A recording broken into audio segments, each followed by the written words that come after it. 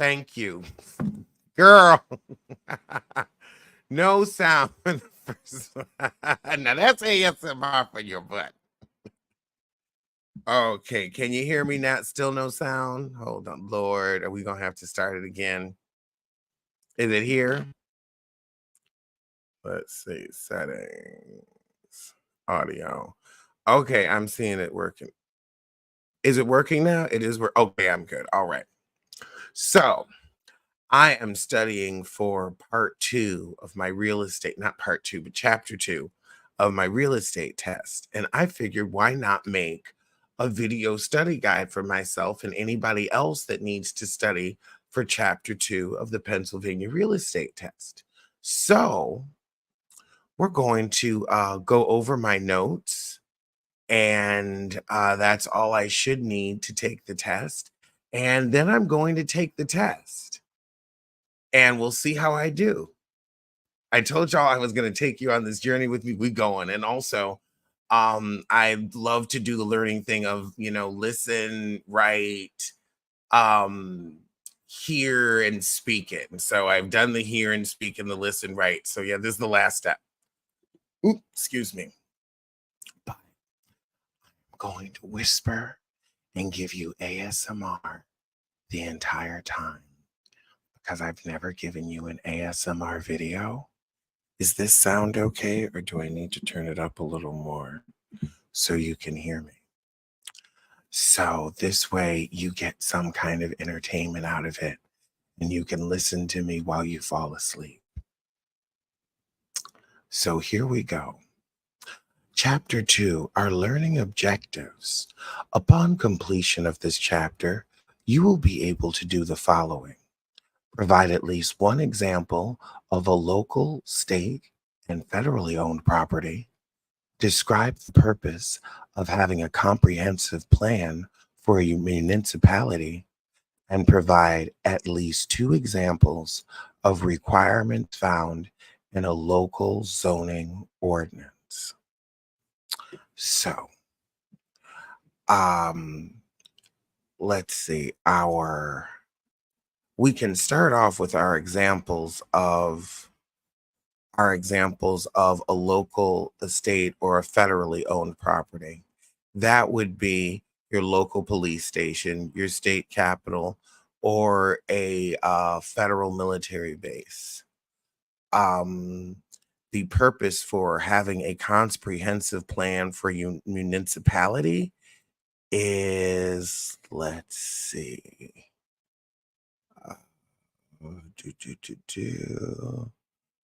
Let's see.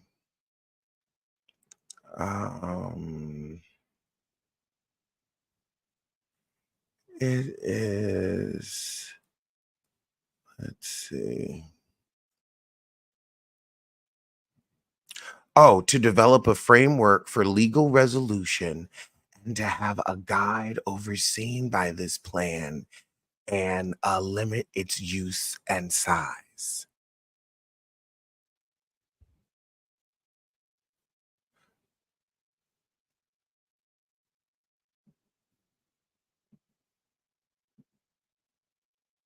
Okay, yeah, that's pretty much it.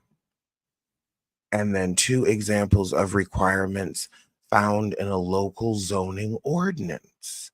Well, that would be whether it is a commercial or a residential zone. That would be a requirement. Another requirement would be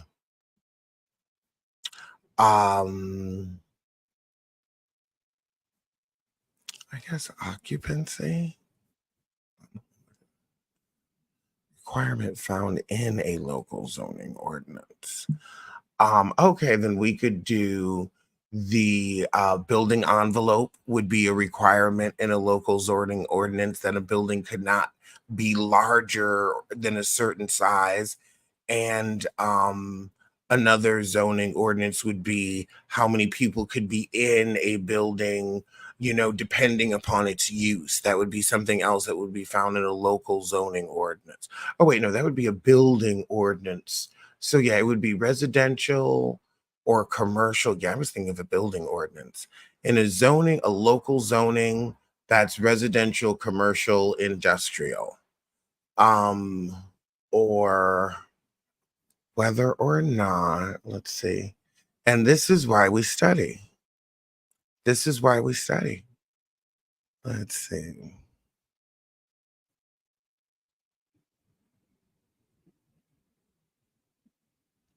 It also may propose mixed use areas, parks, and community areas, like an animal sanctuary. All right. So good. Those are three questions that we know will be on the test. But let's see. Okay, now let me try to get my voice down again. So, two examples of local wait, we just answered that. Let's see, or limits, occupancy limits and residential versus commercial use. Um,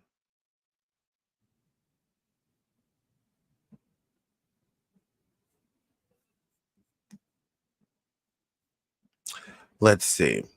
The plan may propose residential housing, commercial industrial districts, mixed use areas, parks, and community services. Residential housing can be multi use, mobile, or single use or assisted. Dormitories, nursing homes, or frat houses are considered temporary housing. Um, the difference between a commercial and an industrial district is commercial is per profit, and manufacturing, you actually make things. So you have a different level of toxic chemicals in a manufacturing district than you would in a commercial district. Net mitigation the part of the plan that determines how many roads, schools, infrastructure, recreational center, and those are about the movement of people and goods. Your zoning ordinance also tells you how property can be used.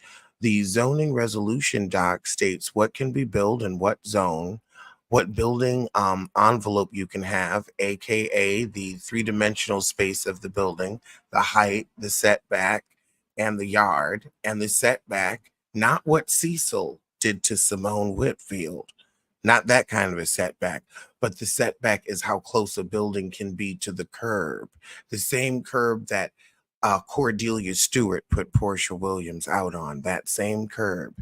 There is a yard requirement so that you have a certain amount of light and air, which is why places in New York are really dark and dingy because there's no yard requirement there. Then you also have the lot coverage, which is the max square footage or percentage of property that can have a building on it in a residential or commercial area. Then you also have max height, max floor area ratio, which is very important. That is your buildable square footage. You could have a 5,000 square foot lot, but you may only be able to build a 3,000 square foot home because that's the maximum floor area ratio allowed in that area. The phrase built as of right meant the building that is, means the building is built up to code. A special permit for a building is called a variance. You can have an area variance, which would be a commercial building in a residential area, or but when you do sell that commercial building, that commercial variance permit may not carry over owner to owner. Now, a subdivision is land bought by a development company to be parceled, and it must have a plan. A developer orders a survey, and then he makes a plat map. A plat map shows the right of way, the easements, which are when you use somebody else's land, and you'll either pay them for it or they'll just allow it. The transfer of ownership and your water and sewage information. Now, when it comes to building codes, some people will use the international building codes. And this actually started from insurance companies encouraging municipalities to follow these for better rates. This was started to protect property, not people. The quiet storm with Alex. Alex talking about covenants with the Lord. Well, no, I can't study for you, but we can study together. um, where was I? We'll get to covenants in a minute. But yeah, the fire codes were designed to protect property, not people.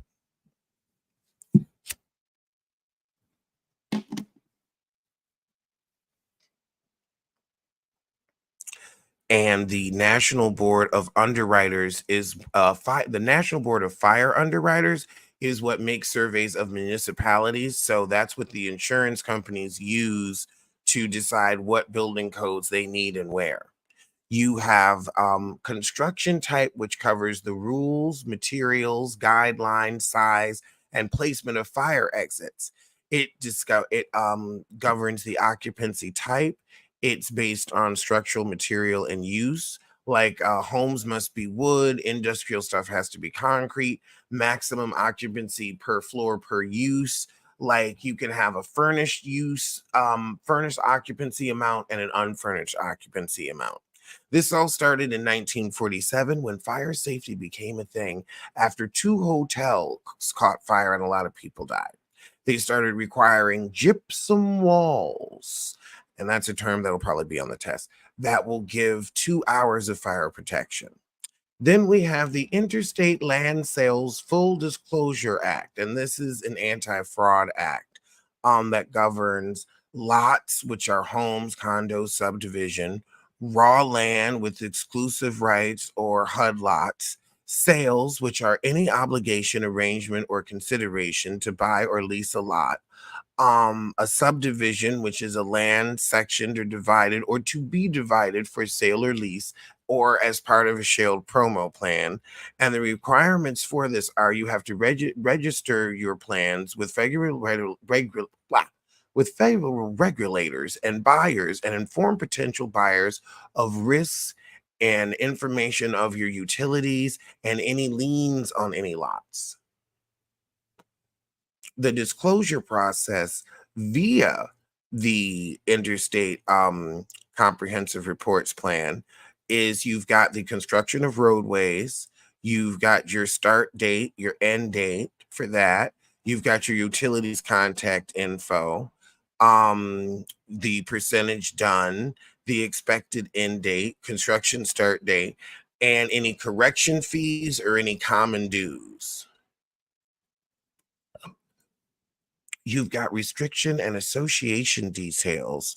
And that includes your property owner association, your fees, and your covenants, which is what you can do with the land. You've got relevant documents pursuant to a pending sale, which may include zoning regulations, plats, surveys, your environmental impact statements, and your permits. Statements on climate and subdivision characteristics include floodplain and soil erosion data, if applicable, drainage plans, environmental hazards specific to the location, occupancy restrictions and nuisance orders or known issues.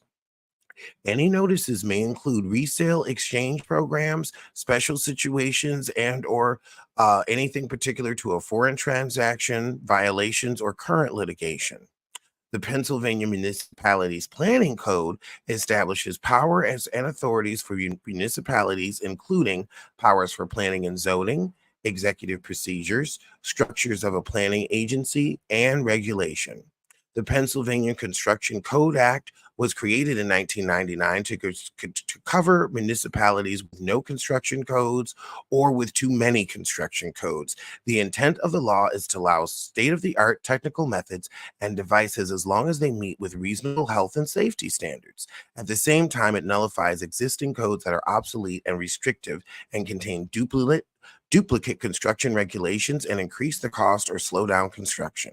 It also eliminates duplicate fees to review plans or inspect the site and ensure officials who enforced are adequately trained. And it stipulates that provisions made for disabled citizens are meant to amend and not to preclude the requirements made by previous laws. And that is chapter 2. Alrighty, well, I'm going to go take my test and I'll be back. See y'all soon.